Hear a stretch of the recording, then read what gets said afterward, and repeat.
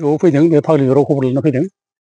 खबरा जाहैबाय दासिम जे आदानि कम्पानिनि जे बेयाव टार्मिनेल पावार प्रजेक्ट खालामनायनि बिटिआर गभर्नमेन्टआ हा 3600 बिगा दखल खालामदों। बिनि सायाव जोङो मोजां गाज्रि खबर लानो फैदों। आरो इन दा मिन टाइम जोङो आसाम गभर्नमेन्टनिफ्रायबो बिसिनि जानाखि माबा भेन्यु सोलायनाय बेखौ जों खबर मोनदों।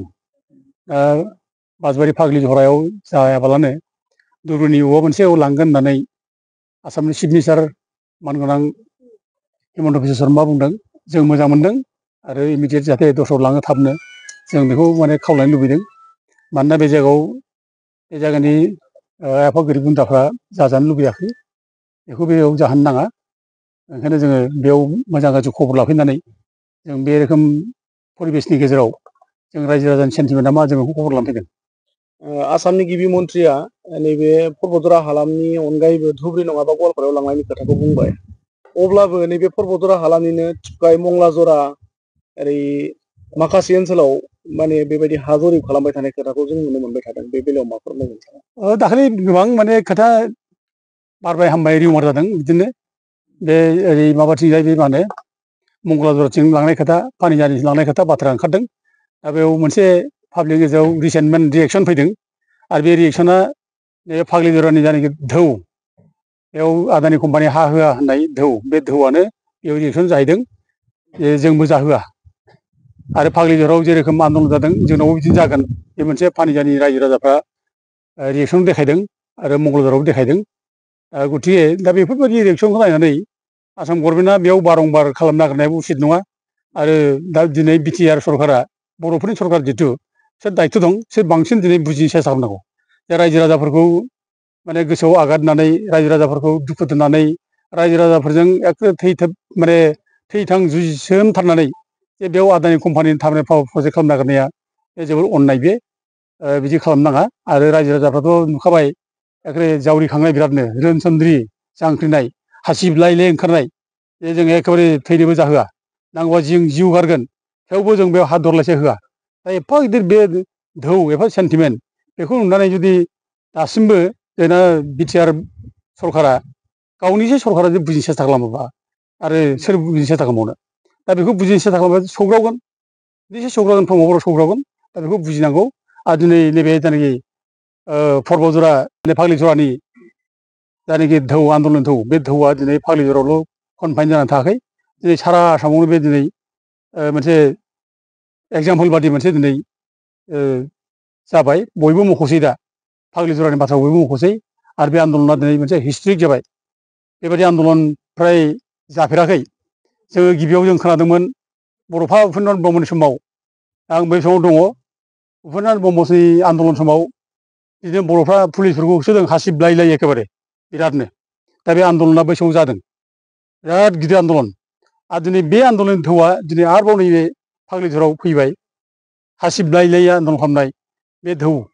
दा बेखौथ' रावबो फोरोङाखै, हासिब लानोथ' रावबो फोरोङाखै, रावबो बुङाखै हासिब लानो ओंखार पुलिस फैबा।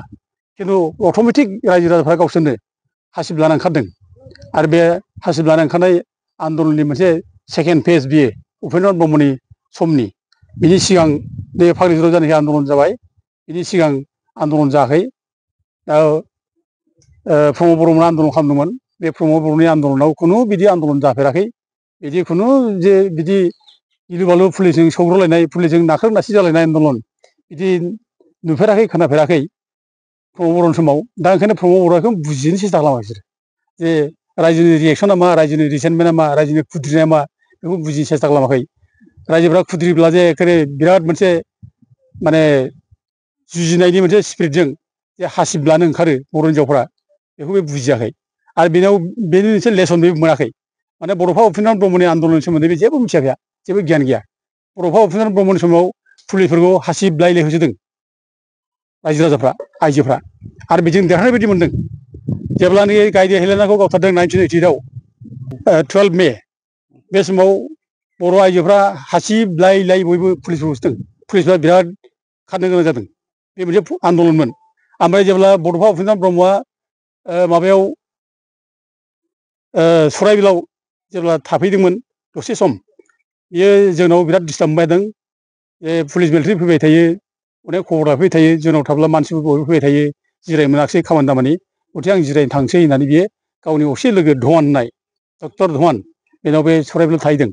सराइबिलाव जेब्ला थाहैयो बे सराइबिलनिफ्राय उपेन्द्र ब्रह्मखौ 1988नि थाहैयो बे सराइबिलनिफ्राय उपेन्द्र ब्रह्मखौ 1988नि मार्च मासाव बेखौ गसाइगाव पुलिसाव लायनानै दोनफैदों थानायाव दोनफैदों गसाइगाव थानायाव जेब्ला बेखौ माने खोनायो बर'फ्रा ओरैबायदि हासिबलायलाय फैदों बयबो बेसेबां बे गसाइगाव एरियानि मानसिफोर दं बर' हिनजावफोर हासिबलायलाय फैदों बर'फ्रा उपेन्द्र ब्रह्मखौ माने बखनांगौ ओरैनो हगारनांगौ होननानै दा बेबायदि खार'नाव उपेन्द्र ब्रह्मखौ हगारनो गोनां जादों।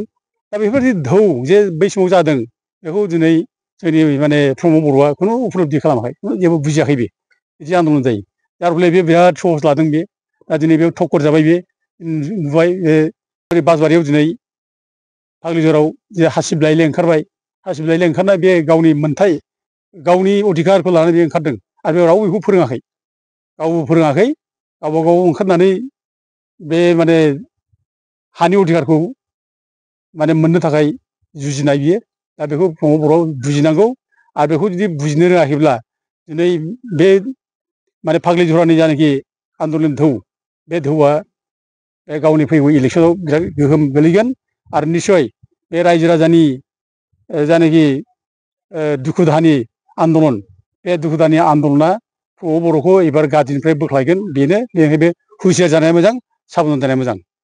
ओमफ्राय आं लोगोसे मोनसे खोथा बुंनो सानदों आरोबाव जे नैबे माने बासबारि ओनसोला मोनसे हिस्ट्रिक ओनसोल आंनि थाखाय बे हिस्ट्रिक बियो हिस्ट्रिक माने होननाय खारना जाहैबाय बड'फा उपेन्द्र ब्रह्मआ बेयावनो बे 18, 19, 20, 21, 22 डिसेम्बर 1988 बेयाव माने कनफारेन्स खालामदोंमोन अल बड' स्टुडेन्टस इउनियननि कनफारेन्स खालामब्ला बेयावनो माने आलादा बड'लेण्ड रायजो सोरजिनायनि सेपारेट स्टेट फुल फ्लेजेड स्टेट बिनि थांखिखौ बेयाव लाजेननाय जादों। डिभाइड आसाम 50-50 जरदार बेयावनो जादों आरो बे समावनो बासबारियावनो बड'फा उपेन्द्र ब्रह्मखौ सेकेन्ड टाइम आरोबाव एबसुट प्रेसिडेन्ट हिसाबै आंनो सायख'नो मोननाय जादों।